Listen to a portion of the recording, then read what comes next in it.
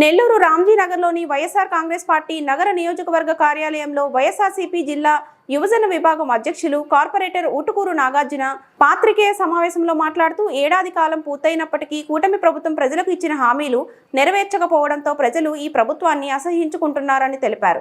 అనేక వర్గాల ప్రజలు కూటమి ప్రభుత్వానికి ఓటు వేసి గెలిపిస్తే ఈ రోజు అదే ప్రభుత్వం చేతుల్లో దగయ్యారన్నారు. కూటమి ప్రభుత్వ ఏడాది దుర్మార్గపు పాలనకు నిరసనగా వైఎస్ఆర్ కాంగ్రెస్ పార్టీ నేతలు city incharge MLC Parvathareddy Chandrasekhar Reddy సూచనల మేరకు నిరసన ర్యాలీ చేపడుతున్నామని తెలిపారు.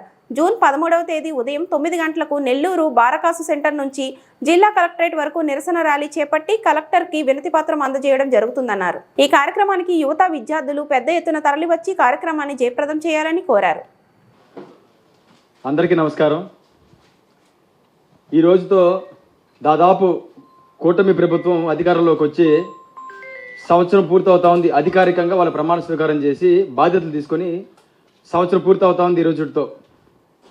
ఈ సంవత్సర కాలంలో తెలుగుదేశం పార్టీ కావచ్చు, కూటమి ప్రభుత్వం కావచ్చు, వాళ్ళు చేసిన 4 మంచి పనులు ఏమైనా ఉన్నాయా అని వాళ్ళ తెలుగుదేశం పార్టీ కార్యకర్తనో లేకపోతే కూటమికి సంబంధించిన నాయకులు ఎవరైనా అడిగితే వాళ్ళు దిక్కులు చూసుకునే పరిస్థితి ఈరోజు రాష్ట్రంలో ఉంది. అదే ఒక సామాన్యుడిని గాన కూటమి ప్రభుత్వ పరిపాలన గురించి ఈ సంవత్సరంలో ఏ విధంగా సాగిందే పరిపాలన కానీ అడిగితే ప్రతి సామాన్యుడు కూడా వందల కొద్ది అఘాయిత్యాల గురించి, వందల కొద్ది అత్యాచారాల గురించి, హత్యల గురించి, దారుణాల గురించి, దౌర్జన్యాల గురించి కూడా గొక్క తిప్పుకోకుండా మాట్లాడే పరిస్థితులు ఈరోజు ఆంధ్ర రాష్ట్రంలో తెలియజేస్తా ఉన్నా. ఈరోజు నేను మరీ ముఖ్యంగా చంద్రబాబు నాయుడు గారికి సూటిగా నెల్లూరు జిల్లా యువజన విభాగం అధ్యక్షుడిగా ఒక ప్రశ్న వేస్తా ఉన్నా. ఆయనకి ఎన్నికలు ఎప్పుడు వచ్చినా సరే 1999 నుంచి 2024 దాకా ఎప్పుడు ఎన్నికలు వచ్చినా ఆయనకు మొదటగా గుర్తొచ్చేది మోసపోవడానికి, ఆయన మోసం చేయడానికి, వెన్నుపోటు పడడానికి మొదటగా గుర్తొచ్చేది యువత. ప్రతిసారి కూడా ఎన్నికల మేనిఫెస్టోలో రకరకాల మేనిఫెస్టోలో ఆయన పెట్టే మేనిఫెస్టోలో యువతకు సంబంధించి రకరకాల ఉద్యోగాలు ఇస్తామని, మీ భవిష్యత్తుకి బంగారు బాటలు వేస్తామని, మీకు ఆకాశంలో ఇది చేస్తామని చెప్పేసి రకరకాల ఉద్యోగాలు ఇస్తామని గందరగోళమైన మేనిఫెస్టోని ఆయన చూడొచ్చు యువత గురించి. ఇదే 24 ఎలక్షన్కి ముందు సంవత్సరానికి 4 లక్షల ఉద్యోగాలు ఇస్తామని చెప్పారు. ఇదే కూటమి ప్రభుత్వం ఎన్నికల మేనిఫెస్టో పెట్టారు. సంవత్సరానికి 4 లక్షలు చొప్పున 5 సంవత్సరాలకి 20 లక్షల ఉద్యోగాలు ఇస్తామని చెప్పారు. ఈ రోజు దాకా కూడా కనీసం ఈ సంవత్సరం రోజుల్లో 4 లక్షల ఉద్యోగాలు ఎక్కడిచ్చారని ప్రశ్నిస్తా ఉన్నా. ఒక్క గవర్నమెంట్ ఉద్యోగం కూడా ఏ ఒక్క నిరుద్యోగి కూడా ఉద్యోగం ఇవ్వకపోగా నిరుద్యోగ వృత్తి కింద 3,000 రూపాయలు ఇస్తానని చెప్పారు. ఏ ఒక్క నిరుద్యోగి కూడా ఒక 3,000 లెక్కన నిరుద్యోగ వృత్తి ఏ ఒక్కరు కూడా ఇచ్చిన పాపాన పోలా. పైపెచ్చు దాదాపుగా 2 లక్షల పై చిలుకున్నటువంటి వాలంటీర్లని నమ్మించి మా ప్రభుత్వం అధికారంలోకి రాగానే 5,000 నుంచి 10,000 చేస్తాము అని ప్రగల్భాలు కలిపి వాళ్ళని అధికారంలోకి వచ్చిన మొదటి రోజు నుంచే వాళ్ళని నడి రోడ్లో నిలబెట్టిన పాపం ఈ కూటమి ప్రభుత్వం తెలియజేస్తా ఉన్నా. వాళ్ళతో పాటు రేషన్ డీలర్లు ఎంతో మంది యువత ఆ వెహికల్స్ పెట్టుకొని కరోనాలో సైతం వాళ్ళ ప్రాణాలు లెక్క చేయకుండా ఎంతో గొప్పగా సేవలు చేస్తే వాళ్ళని కూడా కొన్ని వేల మంది ఉన్న వాళ్ళను కూడా ఆ ఉద్యోగస్తులను కూడా వాళ్ళు తీసేసి నడి రోడ్లు కొంతమంది డీలర్స్ స్వప్రయోజనం కోసం వాళ్ళను కూడా రోడ్ల పాలు చేసిన ప్రభుత్వం ఈ కూటమి ప్రభుత్వం తెలియజేస్తా ఉన్నా.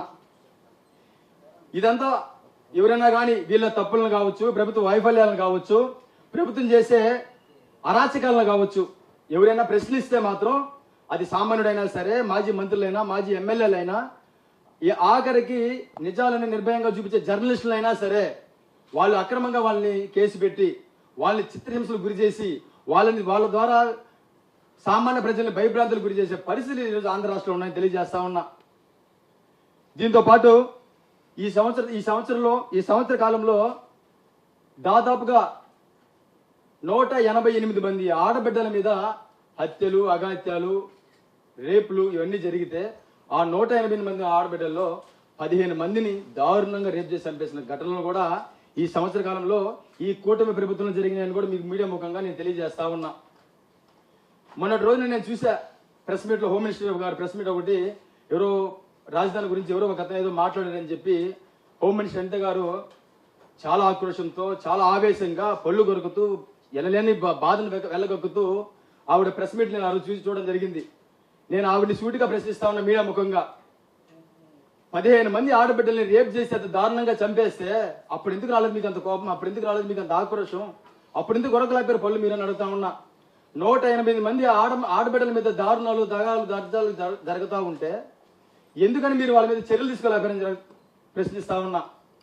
ఈ నెల జూన్ 4వ తారీఖున అనంతపురం జిల్లాకు సంబంధించిన ఒక ఇంటర్మీడియట్ అమ్మాయి తప్పిపోయిందని వాళ్ళ తల్లిదండ్రులు వెళ్ళి పోలీస్ స్టేషన్లో కంప్లైంట్ ఇస్తే కనీసం 6 రోజులు కనీసం అమ్మాయిని ఎక్కడుందని వెతికే పరిస్థితులు కూడా లేకపోగా 6 రోజుల తర్వాత అతి దారుణంగా అమ్మాయి హత్యకు గురయ్యి సంఘటన కూడా ఈ రాష్ట్రంలో చూస్తూ ఉన్నాం.